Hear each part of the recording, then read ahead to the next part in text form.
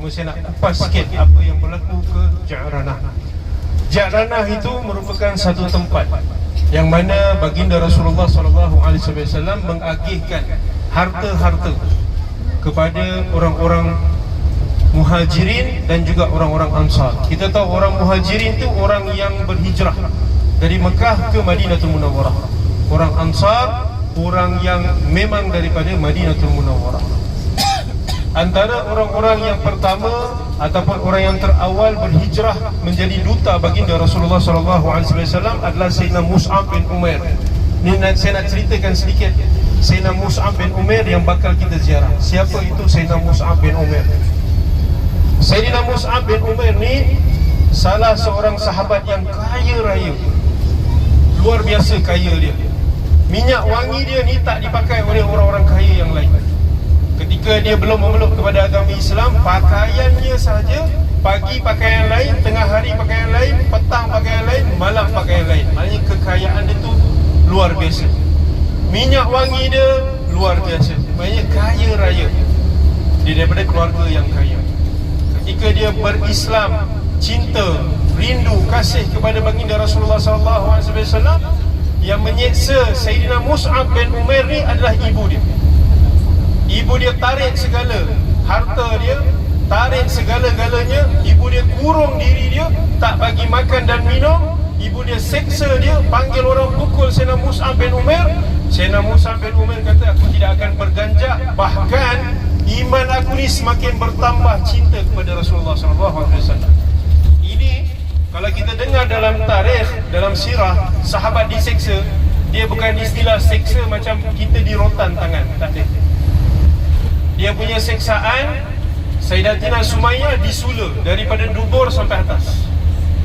Sayyidina Khubab bin Munzir diletakkan besi panas di atas belakang badan dia, sampai adanya kesan darah yang kotor, bukan darah kotor, darah yang kering, seolah umpama daging terbakar. Jadi Sayyidina Mus'ab bin Umair diseksa oleh ibunya, sampai ibunya mengatakan, baik, kalau engkau tak nak memeluk kembali kepada agama nenek moyang kau, aku tidak akan makan dan minum. Aku sendiri akan seksa diri aku, kata ibu dia.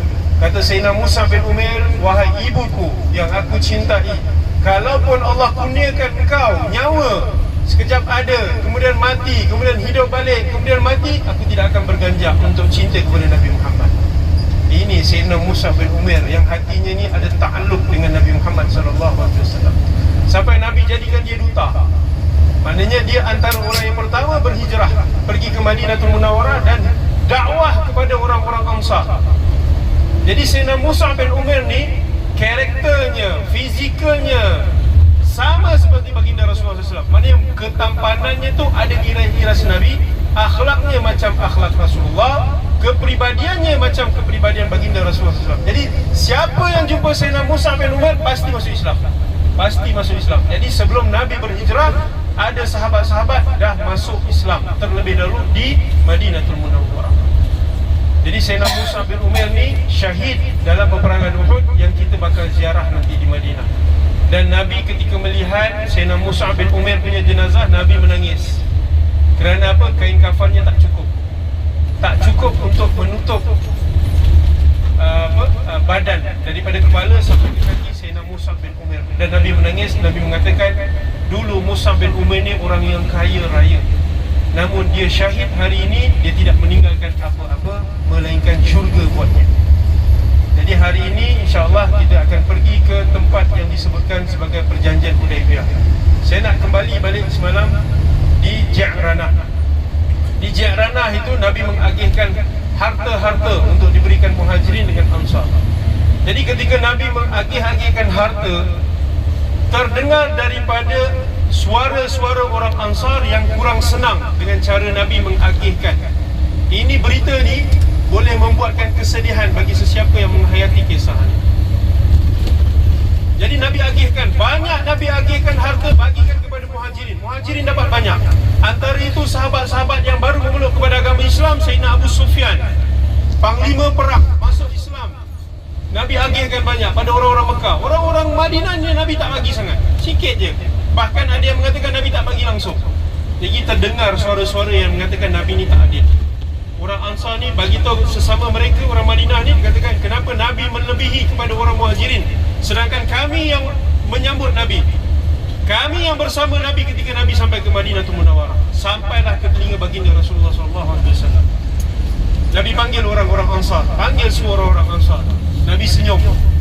Nabi ni kalau senyum, kita nak bagi tahulah, Nabi ni kalau senyum, dua je sahabat akan melakukan. Sahabat akan turut senyum dan sahabat akan menangis. Sekerana apa? Kerana indahnya senyuman Nabi. Nabi kalau senyum, ada sahabat yang turut senyum dan ada sahabat yang senyum dan menangis. Kerana wajah Nabi itu terlalu tampan bila Nabi senyum. Tak senyum pun dah tampan, apatah lagi gembira. Jadi kata baginda Rasulullah SAW, mafhumnya baginda terdengar akan desas-desus cerita tentang pengagihan harta-harta yang diberikan kepada orang-orang Muhajirin.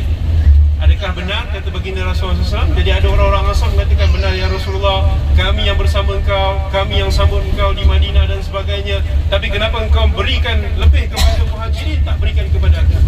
Kemudian Nabi menangis. Wahai orang-orang Ansar, Nabi menangis.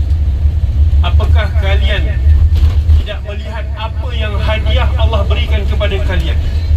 Adakah kalian lebih mementingkan harta dunia yang sedang direbut-rebutkan berbanding aku yang Allah kirimkan kepada orang-orang Ansar? Aku merupakan hadiah buat kalian. Aku sangat cintakan kepada kalian. Dan aku mendoakan kalian, keturunan kalian dan orang-orang Ansar, kalian merupakan hadiah aku daripada Allah Subhanahu wa taala. Harta itu bakal hilang, tapi aku tidak akan hilang daripada kalian, dan kalian juga tidak akan pernah hilang di sisi aku.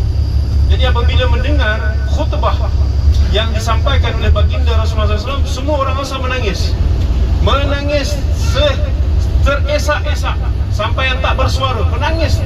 Kerana apa? Kerana mereka dapat hadiah yang lebih mulia berbanding hadiah daripada harta-harta yang diberikan oleh orang-orang Muhajirin. Kemudian Nabi angkat tangan dan Nabi doakan kepada orang Ansar, dan Nabi doakan keberkatan bumi Madinatul Munawwarah. Ini hadiah yang Allah berikan kepada orang-orang Ansar, dan Nabi membanggakan orang-orang Ansar di depan orang-orang Al-Muhajirin. Jadi hadiah yang paling istimewa yang Allah berikan kepada kita ni Nabi Muhammad. Itu hadiah yang paling special dalam kehidupan kita. Daripada kita lahir sampai kita meninggal dunia, hadiah yang paling special adalah baginda Rasulullah sallallahu alaihi wasallam, bukan hadiah yang lain.